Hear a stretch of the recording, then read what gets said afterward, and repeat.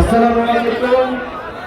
ঝিনাইদহবাসী, আপনারা দীর্ঘ সময় ধরে দাঁড়িয়ে থেকে আমাদের বক্তব্য শুনছেন, কথা শুনছেন। আমি বক্তব্য দীর্ঘায়িত করব না। আপনাদের কাছে শুধু এই বার্তাটুকু দিয়ে যেতে চাই, দেশভক্তি জুলাই পদযাত্রায় আমরা ঝিনাইদহে এসেছি। আপনাদের কাছ থেকে আমরা অভূতপূর্ব সাড়া পেয়েছি। এটা আমাদেরকে অনুপ্রাণিত করছে। বাংলাদেশের সারা দেশের মানুষজন দেখছে ঝিনাইদহে এনসিপির সাড়া কতটা পড়েছে। 5ই আগস্টের পর থেকে, গণ অভ্যুত্থানের পর থেকে এমন হেন কোনো চেষ্টা করা হয় নাই এই অভ্যুত্থানকে নস্যাৎ করতে, এই অভ্যুত্থানকে ভিন্নভাবে ব্যাখ্যা করতে। এই অভ্যুত্থানের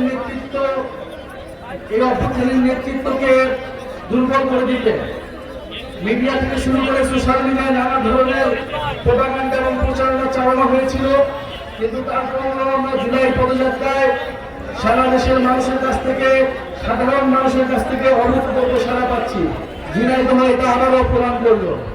প্রিয় ঝিনাইদহবাসী, এই ঝিনাইদহের মাটিতে এসে আমরা ঝিনাইদহের শহীদ সাব্বির, শহীদ রাকিব এবং শহীদ সুভাষিসকে শ্রদ্ধার সাথে স্মরণ করছি, যারা এই জুলাই গণ অভ্যুত্থানে অংশগ্রহণ করে দেশের জন্য জীবন দিয়েছিল। আমরা স্মরণ করছি ঝিনাইদহে যারা আহত রয়েছেন, যারা গাজী হয়েছেন এই গণ অভ্যুত্থানে। এটি কেবল গণ অভ্যুত্থান ছিল না, ছিল এক যুদ্ধক্ষেত্র। ঝিনাইদহবাসী, আমরা দেশের সংস্কার, বিচার, নতুন সংবিধানের দাবিতে নেমেছি। জুলাই ঘোষণাপত্রের কথা বলছি, যে জুলাই ঘোষণাপত্রে জুলাই অভ্যুত্থানের প্রেক্ষাপট, শহীদদের মর্যাদা, জুলাই গণ অভ্যুত্থানের আকাঙ্ক্ষা, আহতদের নিরাপত্তা, শহীদ পরিবারদের নিরাপত্তার কথা বলবে। ইনশাআল্লাহ আপনাদের সাথে ঐক্যবদ্ধভাবে আমরা সেই জুলাই ঘোষণাপত্র আদায় করব। আরেকটি কথা বলে শেষ করতে চাই যে এই ঝিনাইদহ আমরা সীমান্ত হত্যার কথা শুনি। আমরা কিছুক্ষণ আগে চুয়াডাঙ্গা থেকে এসেছি, সেখানে এক কৃষককে তুলে নিয়ে গিয়ে নির্মমভাবে অত্যাচার করে হত্যা করা হয়েছে এবং 1 সপ্তাহ পরে তার লাশ ফেরত দিয়েছে।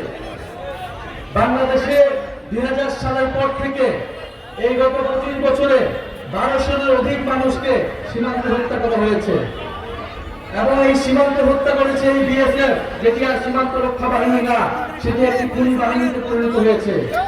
এই বিএসএফ কে বলা হয় ট্রিগার হ্যাপি, যে সে ট্রিগার টিপতে চায়, সে খুন করতে চায়, খুন করাই তার নেশা। ফলে যদি সীমান্ত হত্যা না নামানো হয়, এই বিএসএফ বাহিনীর বিরুদ্ধে আমাদেরকে জানাতে হবে। এই বিএসএফ বাহিনী একটি মানবাধিকার বিরোধী সংগঠন।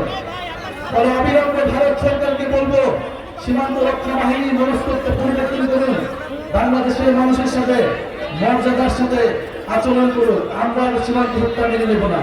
আমরা ঝিনাইদহবাসী যারা এখানে এনসিপির জন্য কাজ করছেন, আপনাদের সন্তান তারেক নেতা রয়েছেন, যিনি 17 জুলাই ঢাকা বিশ্ববিদ্যালয়ে পুলিশ, বিজেপি, র্যাব দিয়ে ঘেরাও করা অবস্থায় যিনি গায়ে জানাজা পড়িয়েছিলেন, এই যারা শহীদ হয়েছিলেন 6 জন, সেই 6 জন শহীদের প্রথম গায়ে জানাজা ঢাকায় পড়িয়েছিলেন আপনাদের সন্তান তারেক নেতা। যেই গায়ে জানাজা, যেই কফির মিছিলে পুলিশ, র্যাব, বিজেপি আক্রমণ করেছিল, আপনাদের সেই সন্তান ঝিনাইদহের জন্য কাজ করতে চায়। ঝিনাইদহের যাতায়াত ব্যবস্থা, ঝিনাইদহের রেলপথ উন্নয়ন, ঝিনাইদহের কর্মসংস্থান, ঝিনাইদহবাসীর শিক্ষা ও চিকিৎসার জন্য কাজ করতে চান। আপনারা সবাই মিলে এনসিপির সাথে থাকুন। ইনশাআল্লাহ এনসিপি আপনাদের অধিকারের পক্ষে কাজ করবে। আজকে বিদায় নিচ্ছি। ইনশাআল্লাহ আবারও দেখা হবে, বিজয়ী দেখা হবে। ইনশাআল্লাহ জাতীয় নাগরিক পার্টি এবং ছাত্র তরুণ জনতা যেই লক্ষ্যে নেমেছে সেই লক্ষ্য আদায় হবে। আসসালামু আলাইকুম।